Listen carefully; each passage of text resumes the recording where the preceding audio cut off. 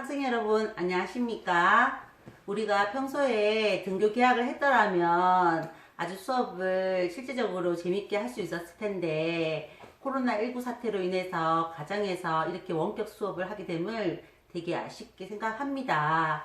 하지만 학생들도 가정에서 선생님이 열심히 준비를 한 수업을 잘 들어줄 것을 당부 부탁드리겠습니다.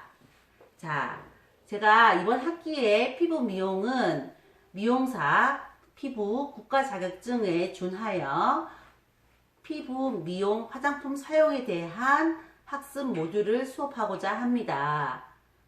여러분들이 지금 1학년, 2학년 때 헤어 미용을 중점적으로 공부를 하면서 미용사 일반 자격증 준비를 했었는데요. 이번 피부 미용 수업을 통해서 미용사 피부 국가 자격증을 의무 검정으로 준비할 수 있도록 선생님이 안내를 해드리겠습니다. 먼저 미용사 피부 관리사란 어떤 직업군인가에 대해서 말씀을 드리겠습니다. 우리가 피부 관리사라고 하는 것은 바깥에서 보시면은 피부 관리실이라는 것을 업장을 보셨을 겁니다.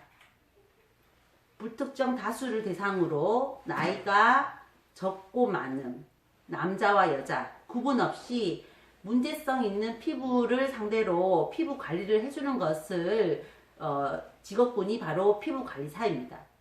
피부관리사는 병변이 있는 것이 아니라 실제 우리 피부를 아름답고 건강하게 가꾸는 데 목적을 두고 있고요. 화장품을 이용하고 때로는 미용기기를 이용하여서 피부 관리를 합니다.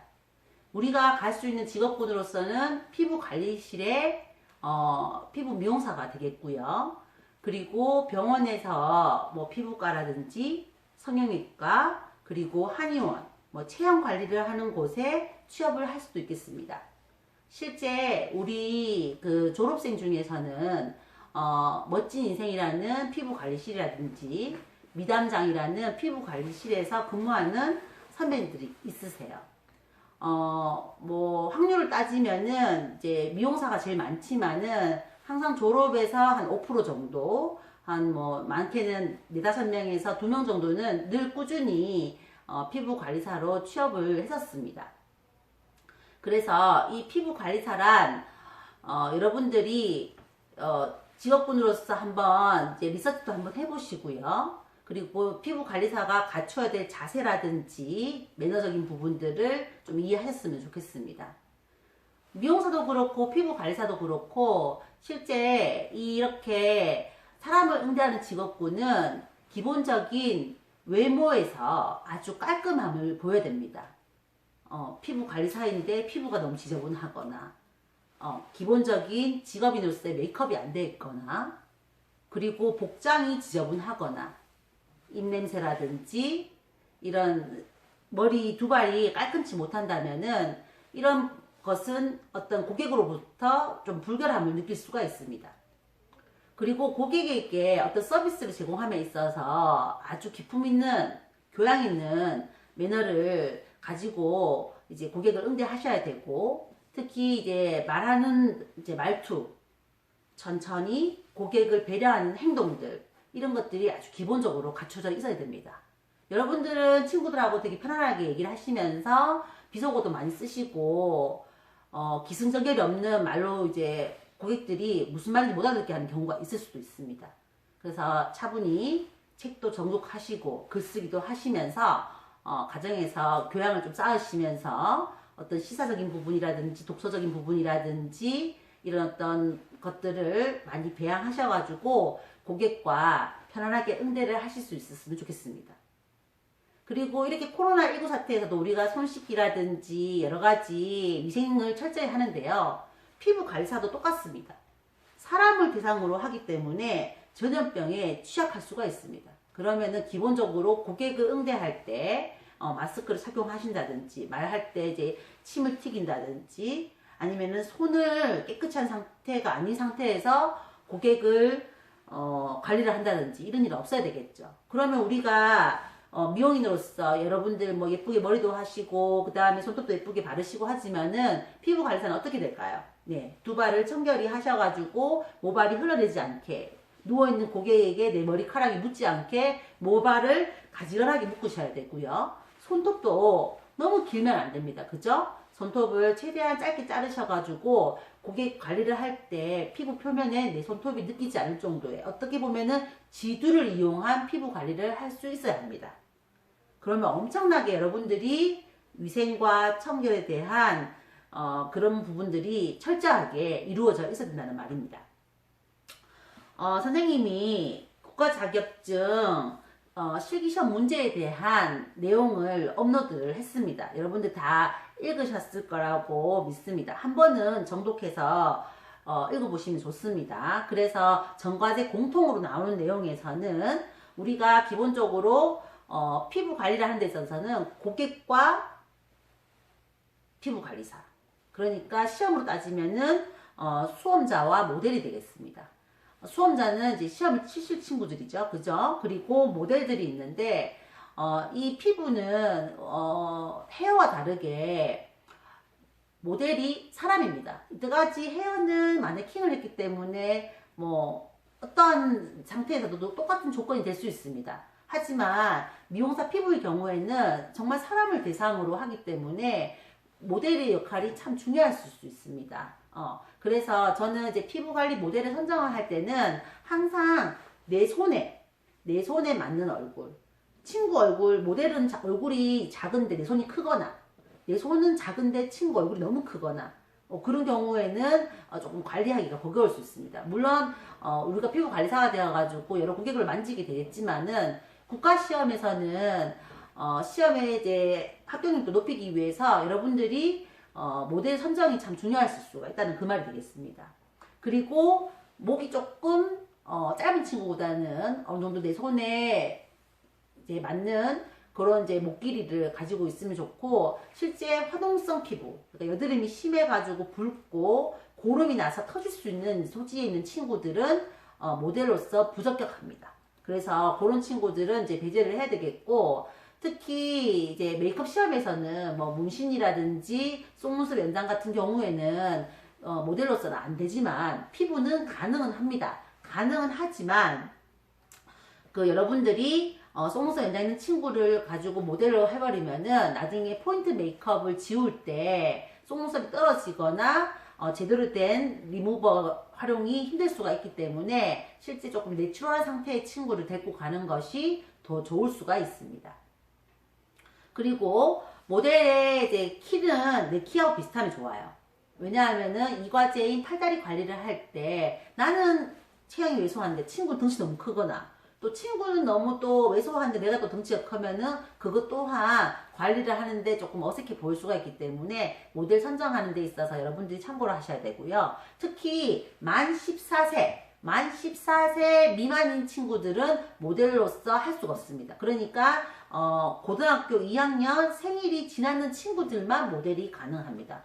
그러면 선생님 저 염이 될 거가 될까요? 가능은 합니다. 가능은 한데 아무래도 피부의 탄력도가 좋은